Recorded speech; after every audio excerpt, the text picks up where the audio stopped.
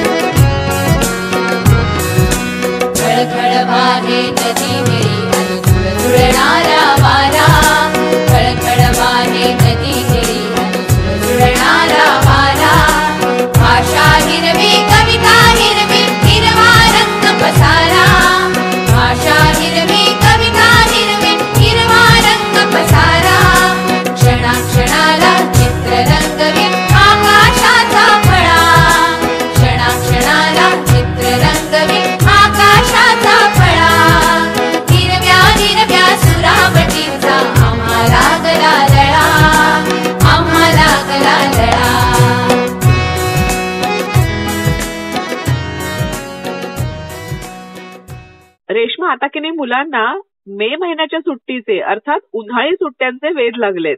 हो, पण त्या सुट्ट्यांपूर्वी परीक्षेचे वेध पण लागायला हवेत, कारण परीक्षा आता तोंडावर येऊन ठेपलेली आहे. हो ना, जरी आपली ही बालवाडीतली मंडळी परीक्षांसाठी जरी थोडीशी छोटी असली ना, तरी सुद्धा त्यांना महत्वाचे प्रश्न मात्र आवर्जून विचारले जातात. आणि ते विचारायलाच पाहिजे, कारण या बालवर्गातल्या विद्यार्थ्यांची अगदी पेपर, वही, पेन घेऊन बसण्याची परीक्षा नसली तरी मात्र उत्तर देण्याची मात्र तोंडी परीक्षा असूच शकते. त्यामुळे रंग, आकार किंवा गंध, ध्वनी या सगळ्या गोष्टी या लहान मुलांना अंगणवाडीमध्ये किंवा 1ली ते 2री पर्यंत नक्कीच ठाऊक असायला हव्यात. करेक्ट आहे मधुलिका. आणि त्यातही परीक्षा म्हणजे फक्त मार्क मिळवण्यासाठी नसते, तर आपल्याला विषय कितपत समजला आहे याची ती चाचपणी असते.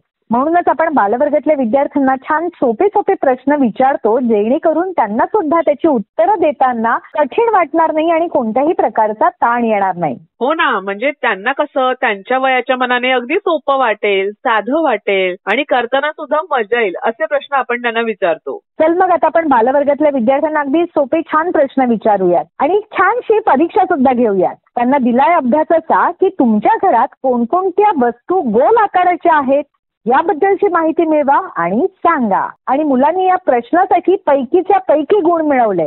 अरे वा, चल मग आता आपण हेच उत्तर जाणून घेऊया अर्णवी ठवरी या अंगणवाडी शिकणाऱ्या विद्यार्थिनीकडून, जी तालुका समुद्रपूर, जिल्हा वर्धा इथे राहते. तिच्या बरोबरच तिची आई शीतल ठवरी यांच्याशी सुद्धा आपण गप्पा मारणार आहोत. ओके, बोलूयात मग आता आपण अर्णवी सोबत. नमस्कार शीतलताई. नमस्कार. शाळेबाहेरच्या शाळेमध्ये तुमचं मनापासून स्वागत आहे. कशा आहात आपण? ठीक आहे. तुम्ही अर्णवीला काही गाणी, काही गोष्टी किंवा काही कविता सांगता की नाही? सांगते ना. अर्णवी रोज जाते का अंगणवाडीमध्ये? हो, रोज जाते. तिला आवडतं का अंगणवाडीमध्ये रोज जायला? आवडते ना. तिकडे काय काय झालं हे ती घरी आल्यानंतर सांगते का? हो, सांगते ती. तिने आतापर्यंत तुम्हाला काय काय सांगितलंय, तिकडे काय काय शिकवलं किंवा तिकडे काय काय घडलं याबद्दल? गेल्याबरोबर त्याची प्रार्थना होते, ते सांगते. नंतर त्याचा खेळाचा थोडासा टाइम देते.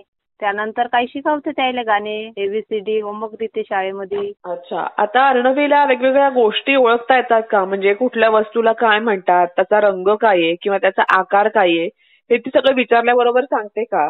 हो, सांगते ना ती. तुम्हाला अर्णवी मधली कुठली गोष्ट सगळ्यात जास्त आवडते? तिची प्रामाणिकपणा. अरे वा, एवढी लहान असून ती प्रामाणिक आहे आणि ही गोष्ट तुम्हाला आतापासून जाणवतीये. ती ऐकून खरंच खूप छान वाटलं. आता आम्हाला अर्णवी सोबत गप्पा मारायला खूप आवडतील. आहे का तिकडे ती? आहे ना. हॅलो अर्णवी, कशी आहेस तू? चांगली आहे. आणि आता काय करत होतीस? पप्पा सोबत काम करते. अरे वा, तू पप्पांसोबत काम करत होती. काय काम करत होती ग तू? गहू भरताव. अच्छा, म्हणजे नेमकं काय करतात ग? गहू भरत आहे. अरे वा, एवढी लहान असून तू एवढी मोठी मदत करते बाबांना. आम्हाला सांग, जशी तू मदत करते बाबांना तशी तू आईला पण मदत करतेस का कधी? हो. अरे वा. आणि मग तुला खेळायला पण आवडतं का? अभ्यास पण करायला आवडतो का? हो. तू रोज जाते का अंगणवाडीमध्ये? हो. शाबास. मग आम्हाला सांग की तू रोज काय काय खेळतेस बरं? खेळणी. कुठली कुठली खेळणी आहेत तुझ्याकडे? रिंग आहे, गाडी आहे, सायकल आहे. अरे वा. कुठल्या रंगाची आहे तुझी सायकल? Pink colour. मस्त. तुला माहितीये का सायकलचं चाक कोणत्या आकाराचं असतं ते? गोल. Very good. म्हणजे तुला गोल आकार कशाला म्हणतात हे माहितीये तर, बरोबर ना? हो. शाबास. चल मग आता आम्हाला सांग की तुझ्या घरात अशा गोल आकाराच्या कोणत्या कोणत्या वस्तू आहेत बरं? कोरपाट, अजून त्याच्यात झाकली, घड्याळ, बांगड्या, टिकली, कोळपरा, अजून तावा, अजून पोळी. शाबास. आणि एखादा बॉल आहे का तुझ्या घरी? हो. तो कुठल्या आकाराचा आहे? गोल. आणि कोणत्या रंगाचा आहे? ग्रीन. Very good. आम्हाला सांग तुझ्या घरी काही चौकोनी आकाराच्या पण वस्तू आहेत का ग? हो. सांग ना कोणत्या कोणत्या आहेत त्या आम्हाला. टीव्ही आहे, दरवाजा आहे, खिडकी आहे, कूलर. बरोबर. आम्हाला सांग तुला अंगणवाडीमध्ये छान छान गाणी शिकवली आहेत का ग? हो. त्यातलं एखादं तुझं आवडतं गाणं आम्हाला म्हणून दाखव ना ग. हो. परी ग मुली पण तुझ्या घरी, मानी मावशी स्वयंपाक करी, येऊ का तुझ्या घरी, येऊ का तुझ्या घरी, नको रे बाबा म्हणजे आम्हाला आले जोरे. अजून एखादं असं गाणं येतं का छानसं वेगळं शिकवलेलं? लवलो तुला रे जोडू हातांना, सांभाळ देवा तुझ्या मुलांना, नको तर दुःखे नको तर आसू, सदा मुखावर दिसू दे हसू, आनंद राहो दाही दिशांना, सांभाळ देवा तुझ्या मुलांना. तू बुद्धी दे रे, तू शक्ती दे रे, सुनीती दे रे, सन्मार्गी दे रे, नको ती छाया प्रकाश देला, सांभाळ देला तुझ्या मुलांना. अरे वा, किती छान, मस्त. आम्हाला सांग अर्णवी, तुला मोठं झाल्यावर काय व्हावंसं वाटतंय बरं? काय स्वप्न आहे तुझं? डॉक्टर बनायचं आहे. का बरं तुला डॉक्टरच का व्हावंसं वाटतंय? माझी आत्या आहे ना. अच्छा, म्हणून तुला डॉक्टर व्हावंसं वाटतंय. आणि मग तू डॉक्टर होऊन काय करणार बरं? इलाज करीन. शाबास. अर्णवी, तुझ्याशी आणि तुझ्या आईशी गप्पा मारून आम्हाला खूप मजा आली. असाच छान अभ्यास करत राहा. तुझ्या पुढच्या वाटचालीसाठी खूप खूप शुभेच्छा. Bye bye. Thank you. You are welcome. Bye. Bye.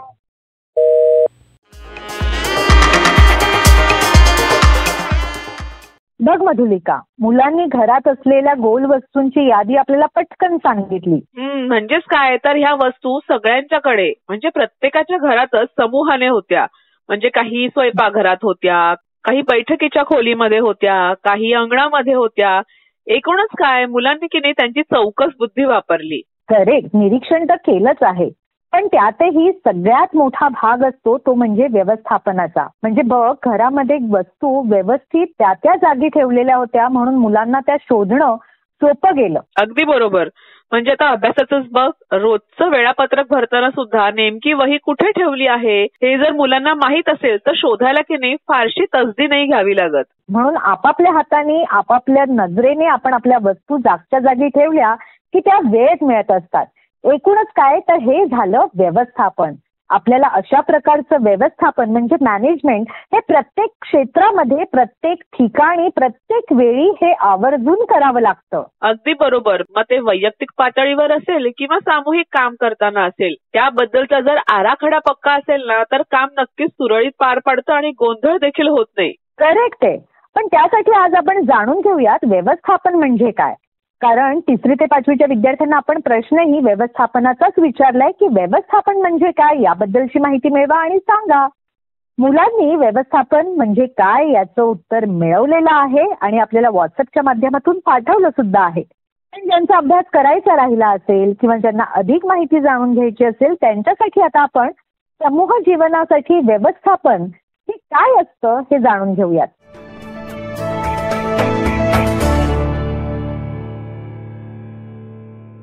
मुलांनो, तुम्ही एखाद्या मोठ्या कारखान्याला किंवा हॉस्पिटलला कधी भेट दिलीये का?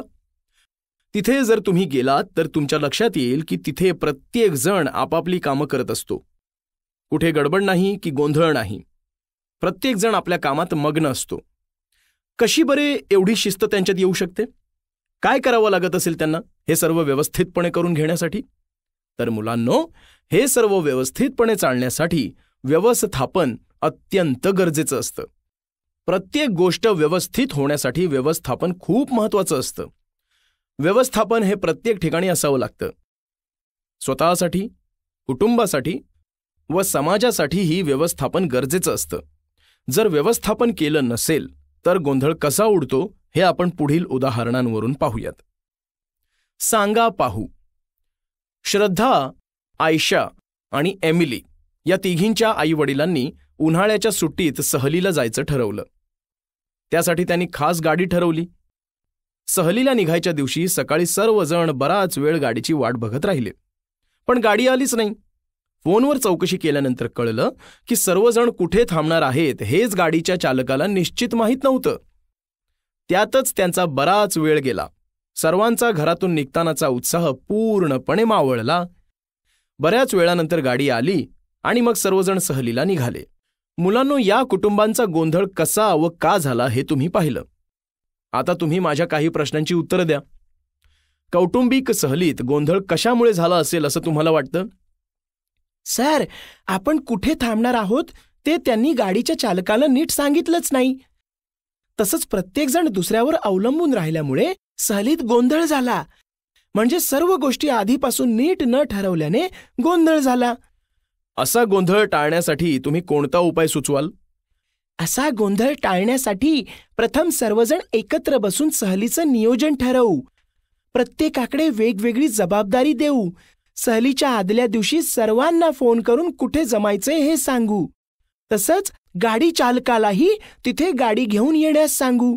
सर्वांनी आपापल्या जबाबदाऱ्या पार पाडल्यात की नाही ते आदल्या दिवशी तपासून पाहू. बरोबर. मुलांनो, कोणतंही काम करण्यासाठी किमान व्यवस्था आवश्यक असते. हे व्यवस्थापन म्हणजे काय? तर कोणतंही काम करण्यापूर्वी ते काम कसं करायचं याचं पूर्वनियोजन करणं म्हणजेच व्यवस्थापन होय. आपण काम कसं आणि कधी करणार याचा आराखडा तयार करणं ही व्यवस्थापनाची पहिली पायरी असते. आराखडा म्हणजे कामाचं पूर्वनियोजन होय. आपण जर काम इतर लोकांबरोबर म्हणजेच आपले नातेवाईक, मित्रमैत्रिणी, सहकारी यांच्याबरोबर करणार असू तर हा आराखडा अधिक काटेकोरपणे करावा लागतो. कारण जेव्हा एखादं काम एखादीच व्यक्ती करीत असते तेव्हा ती तिच्या एकटीची जबाबदारी असते. पण तेच काम ती व्यक्ती समूहात किंवा गटात करत असते तेव्हा ती त्या संपूर्ण समूहाची किंवा गटाची जबाबदारी असते. त्यामुळे कामात बेजबाबदारपणा किंवा चालढकल होऊ शकते. म्हणून इतरांबरोबर काम करत असताना आराखडा अधिक काटेकोर असावा लागतो. कामाचं विभाजन करून कोणतं काम कुणी करायचं हे प्रत्येक व्यक्तीला समजावून सांगावं लागतं.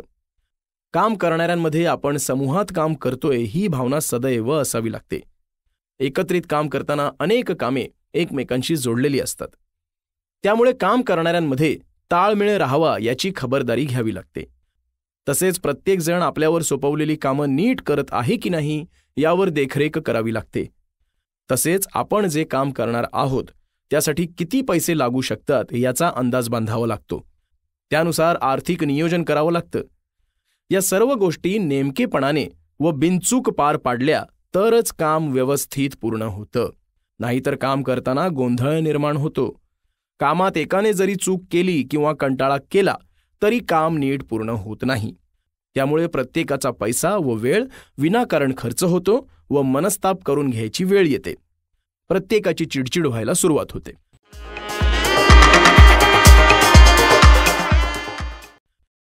प्रत्येकासाठी व्यवस्थापन हे किती गरजेचं आहे आता आपण सगळ्यांनी ओळखलंच, नाही का? हो, कारण समाजामध्ये सुद्धा वावरताना व्यवस्थापन असेल तर आपल्या वागण्या बोलण्यामध्ये पण एक प्रकारचं संतुलन येतं आणि आपण एक चौकटीबद्ध छान आयुष्य सुद्धा जगू शकतो. आणि हे छान आयुष्य जगताना जसं व्यवस्थापन महत्वाचं आहे तसं थोडंसं मनोरंजन सुद्धा आवश्यक आहे. करेक्ट, कारण त्यातून आपल्याला एक वेगळा दृष्टिकोन सुद्धा मिळत असतो. चल मग आज एक छानशी गोष्ट ऐकूयात, एक छानसा बोध घेऊयात आणि नवा दृष्टिकोन पण मिळवूयात. नक्कीच ऐकूयात मग एक छानशी गोष्ट.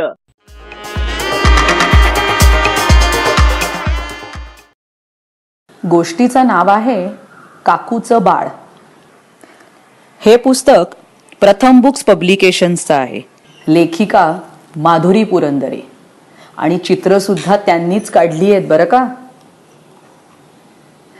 आईने अनुला हाक मारली, अनु उठ आता, किती झोपायचं ते. अनु म्हणाली मी नाही. आई म्हणाली मग मी एकटीच जाऊ काकूचं बाळ बघायला. अनु तटकन उठून बसली. बाळ चुटुकलं बाहुलीसारखं, मी येणार. अनु पटापट तयार झाली. अजिबात कटकट न करता तिने दूध पिऊन टाकलं. न रडता आईकडून वेण्या देखील घालून घेतल्या. काकूच्या घरात शिरता शिरताच अनु ओरडली, काकू कुठे बाळ. काकू तोंडावर बोट ठेवत म्हणाली, हळू बोलायचं, बाळ झोपलंय. झोपलंय हॅट बाबा. अनु एकदम खट्टू झाली. आई अनुला जवळ घेत म्हणाली, अनु बाळ अजून ना खूप छोट आहे, त्याला त्रास नाही द्यायचा बरं का. तू ताई आहेस ना त्याची. ताई. अनुला खूप एकदम असं ऐट वाटली. ताई, पण मी एवढी खेळायला आले आणि बाळ झोपलंय कशाला. एवढ्यात बारीकसा पी पी पी असा आवाज आला. उठला वाटतं. काकू म्हणाली आणि तिने बाळाला आईकडे दिलं. अनु म्हणाली मी पण मांडीवर घेणार बाळाला. तर आई म्हणाली नाही अनु, तुला अजून जमणार नाही, तू लहान आहेस. अनु कुरकुरली, अगो पण मी ताई आहे ना त्याची. आईने बाळाला मांडीवर घेतलं. अनुला वाटलं बाळालाच का म्हणून घेतलं, मला पण आईच्या मांडीवर बसायचंय. पण आई म्हणाली अनु लांब हो बरं, बाळाला त्रास नाही द्यायचा, छोटं आहे ना ते. अनुने गाल फुगवले हो आणि ती दूर कोपऱ्यात जाऊन उभी राहिली. बाळाचं पी पी पी चालूच होतं. अगो बाई शी केली वाटतं, काकू म्हणाली. मग तिने बाळाला स्वच्छ केलं, त्याची चड्डी बदलली. बाळ खुदकन हसलं. आता मात्र अनुला रागच आला. ह्या बाळाला काहीच कसं कळत नाही, चड्डीत शिशी करतं. आणि आई आणि काकू तर अगदीच वेड्या आहेत, बाळाला रागवत पण नाहीत. मी चड्डीत नुसती शू केली तरी आई एवढे डोळे मोठे करते. ह्या बाळाला मात्र मांडीवर घेऊन बसते आणि अल्लू चनलू असं करत करत त्याचे लाड करते. घरी जाऊन मी बाबालाच सगळं सांगणार आहे. अनु म्हणाली आई मला घरी जायचंय, चल ना. काकू म्हणाली अगं का ग, बाळ आवडलं नाही का तुला. अनु म्हणाली काय वेडं बाळ आहे, चड्डीत शिशी करतं, बोलत नाही, खेळत नाही, मला नाही आवडलं तुझं बाळ. असलं बाळ कशाला का आणलंस तू. घरी परत जाताना अनुने विचारलं आई मी बाळ कधी होणार आहे. आई म्हणाली अगं तू आता पुन्हा बाळ नाही होणार अनु, तू आता मोठी होणार. अनु म्हणाली मला नाही व्हायचंय मोठी, मला बाळ व्हायचंय आणि तुझ्या मांडीवर झोपायचंय आणि चमच्यानी दूध प्यायचंय आणि बाबाच्या कडेवर बसून भूर जायचंय. घरी येईपर्यंत अनुची भुणभुण चालू होती. दुसऱ्या दिवशी आई अनुला म्हणाली अनु तुझे छोटे कपडे, खेळ आणि पाळणा आपण जुई काकूच्या बाळाला देऊन टाकूया काय. अनु ओरडली ए नाही हा, माझा आहे तो चेंडू आणि तो जो पाळणा आहे तो पण माझा आहे. आई म्हणाली बरं मग हे कपडे देऊ ना, छोटे आहेत. अनु पुन्हा ओरडली असू देत छोटे, मला ते आत्ता घालायचेत, आत्ताच्या आत्ता. मग आईने अनुला छोटंसं झबलं घातलं आणि डोक्यावर टोपडंही चढवलं. अनु रांगत रांगत घरभर फिरली. चेंडू डोक्यावर घेऊन तिने दही घ्या दही दही असं सगळं केलं. ती त्या खुळखुळ्याशी खेळली. आणि मग अनु पाळण्यात चढून बसली. तिला हाताचा अंगठा चोखत पाळण्यात झोपायचं होतं, पण झोपताच येईना. इकडून पाय पाळण्याच्या बाहेर यायला लागले, तिकडून हात पण तिला सरळ करता येईना. घट्ट घट्ट झालेलं झबलं तिला टोचायला लागलं. काहीच मजा नाही याच्यात. अनुला कंटाळा आला. अनु आईला म्हणाली, आई ग, आपण हा फ्रॉक आणि हे टोपडं आणि हा पाळणा आहे ना काकूच्या बाळाला देऊन टाकूया का ग? आई म्हणाली, देऊन टाकायचं म्हणतेस? अगं पण मग तू काय घालणार आणि तू झोपणार कुठे? अनु म्हणाली, अगं मी आता ताई झालीये की नाही, ताई झाल्यावर दुसरे कपडे मोठे घालायचे असतात आणि पलंगावर झोपायचं असतं. हो का? हे नव्हतं बाई माझ्या लक्षात आलं, आई म्हणाली. अनुने दुसरे कपडे घातले. ती आईला म्हणाली, हे सगळं त्या बाळाला दे आणि ताईने दिलंय असं सांगशील की नाही? असं म्हणून अनुने आपली स्कूटर घेतली आणि ती भुर्रकन खेळायला निघून गेली.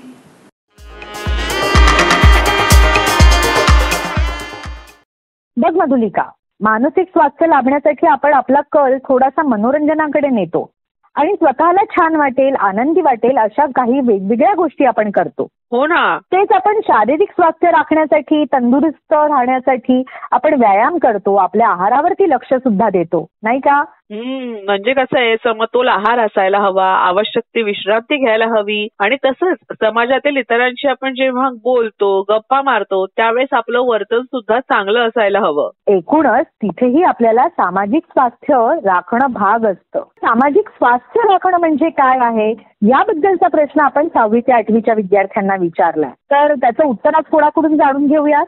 याचं उत्तर आज आपण जाणून घेऊया दिया बासंदे या जिल्हा परिषद पूर्व माध्यमिक शाळा वंडल इयत्ता 6वी मध्ये शिकणाऱ्या विद्यार्थिनीकडून, जी तालुका वरुड जिल्हा अमरावती इथे राहते. चला मग बोलूयात आता आपण दिया सोबत.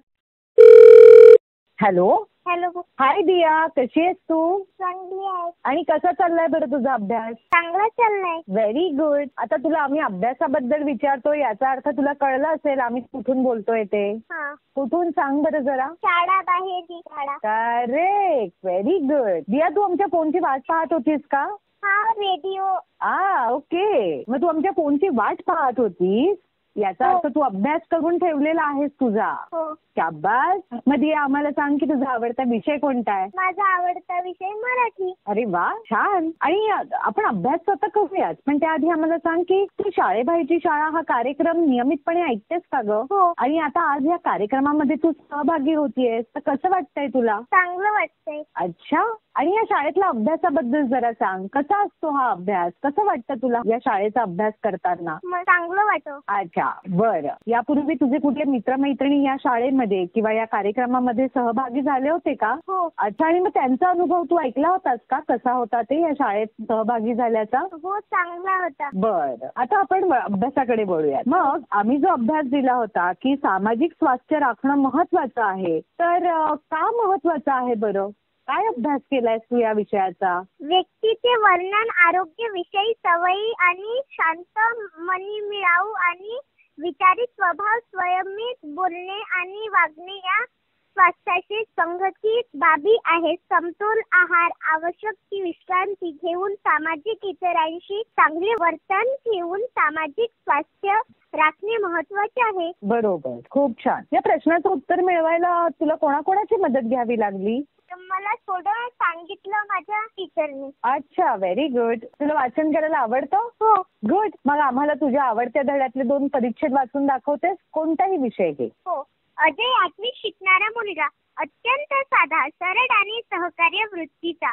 अभ्यासात जेवढा हुशार तेवढाच खेळातही प्रवीण. जसा मैदान गाजवायचा तसा वर्गातल्या मुलांच्या अभ्यासातल्या अडचणी सोडवायला एका पायावर तयार असायचा. त्यामुळे सगळ्यांना तो आपला वाटायचा. अगदी शिक्षकांचाही तो आवडता विद्यार्थी होता. शाळेत सहलीचे वारे वाहू लागले तसा अजय हिरमुसला, कारण त्याला माहित होते सहलीची फी आई भरू शकत नाही. घरातली ओढाताण त्याला जाणवत होती. त्यामुळे त्याने सहलीचा सहलीचा विषय घरात काढला नाही, पण आईला कुठून तरी सहलीचे समजले.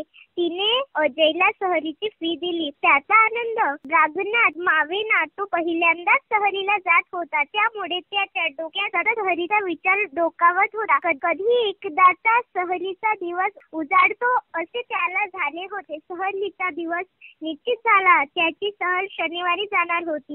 हे ऐकून अजयच्या कपाळावर आठ्या पसरल्या. बरं, तू कधी सहलीला गेली आहेस का ग? हो, माझी कालच सहल गेली. अरे वा, आणि कुठे गेली होती तुझी सहल? माझी सहल मोजरीला गेली होती. तिथे तुकडोजी महाराजांचं मंदिर आहे, त्यांची समाधी, आणि मालखेडला तिथे गार्डन आहे, वॉटर पार्क आहे. बरं, आणि कसा होता तुझा तिथला अनुभव? खूप मस्त होता. छान. तुला अभ्यासा व्यतिरिक्त काय काय करायला आवडतं दिया? मला अभ्यासा व्यतिरिक्त मला रांगोळी काढणं, घरातले कामं करायला आवडते, आईसोबत शेतात जायला आवडते. अरे वा. आणि तुमच्या शेतामध्ये तुम्ही कोणकोणती पिकं घेतात? आमच्या शेतामध्ये आम्ही गहू, चणा, तुरी, कापूस. बरं, अरे वा, छान. आणि तुला मोठं झाल्यावर काय बनायचंय? मोठं झाल्यावर मला इंजिनियर. वाव, खूप छान. तू ज्या प्रकारे अभ्यास करतेस, प्रश्नांची उत्तरं देतेस, त्यावरून आमच्या लक्षात येतंय की तुला अभ्यासाची पण आवड आहे आणि तू नक्की इंजिनियर बनशील. आणि त्यासाठी तुला शुभेच्छा दिया. You most welcome. तुझ्याशी बोलून आम्हाला खरंच खूप छान वाटलं. आपण पुन्हा काही दिवसांनी नवीन अभ्यासासह बोलूयात. Okay, bye bye. बाय. ठीक आहे. Okay, bye.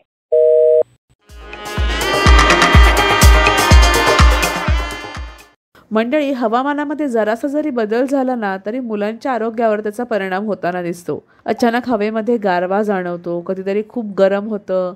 पावसाळ्यात सुद्धा कधीतरी कमी जास्त पाऊस पडतो आणि मग मुलं कधीतरी शिंकतात, खोकला येतो, ताप सुद्धा येतो. अशा वेळेस मुलांच्या तब्येतीची काळजी घेणं खूप गरजेचं असतं. आपण म्हणतो थंडी किती छान पडली आहे, अशा वेळेस छान भूक सुद्धा लागते. पण या थंडीमध्ये मुलांच्या तब्येतीची काळजी घेणं देखील तितकंच महत्त्वाचं असतं. का आणि कशी घ्यायला हवी हे आज आपण ऐकणार आहोत मुलांचे संगोपन यामध्ये.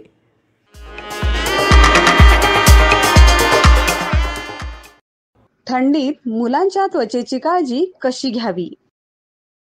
तुम्हाला माहित आहे का, मुलांची त्वचा मोठ्यांच्या त्वचेपेक्षा जास्त नरम आणि नाजूक असते. हेच कारण आहे की थंडीत मुलांची त्वचा जास्त प्रमाणात कोरडी दिसते. थंडीत मुलांची त्वचा निरोगी ठेवण्यासाठी काही खास गोष्टी लक्षात ठेवणे गरजेचे आहे.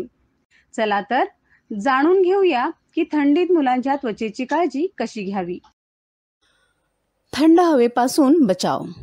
थंड हवा ही शुष्क असते आणि त्यामुळे मुलांची त्वचा कोरडी होऊ शकते. प्रयत्न करा की मुलाला बाहेर घेऊन जाताना त्याला पूर्ण कपडे घाला आणि त्याच्या शरीरावर म्हणजेच त्यांच्या चेहऱ्याला आणि हातांना क्रीम लावा. नारळाच्या तेलाने मालिश करा. नारळाचे तेल हे मुलांची त्वचा आणि थंड हवा यांच्यात सुरक्षेचे काम करते. दुपारच्या वेळेत मुलाला तेल लावून थोड्या वेळासाठी मुलांच्या अंगात तेल मुरण्यासाठी त्याला उन्हात बसवा. पुरेसे पाणी प्या. थंडीच्या दिवसात मुले शक्यतो पाणी पिणे टाळतात, ज्यामुळे त्यांचे ओठ सुकायला सुरुवात होते. यापासून वाचण्यासाठी मुलांना पुरेसे पाणी जरूर पाजा. मुलाला अंघोळीऐवजी स्वच्छ कपड्याने पुसून घ्या. थंडीत दररोज मुलांना आंघोळ घालणे थोडे अवघड जाते. त्यामुळे कोमट पाण्यात डेटॉल टाकून स्वच्छ कपडा ओला करून मुलाला पुसून घ्या. मुलाला पुसून झाल्यावर त्याला चांगल्या प्रकारे तयार करा. मुलाला पुसताना घराचा दरवाजा बंद ठेवा, जेणेकरून थंड हवा मुलाला लागणार नाही. आशा आहे की व्हिडिओत सांगितलेली माहिती तुम्हाला जरूर आवडली असेल. तसेच व्हिडिओत सांगितलेली माहिती तुम्ही समजून घेतली असेल. चला, असेच अनेक महत्त्वपूर्ण व्हिडिओ घेऊन आपण पुन्हा भेटूया. तोपर्यंत तुमची आणि तुमच्या मुलांची काळजी घ्या. नमस्कार.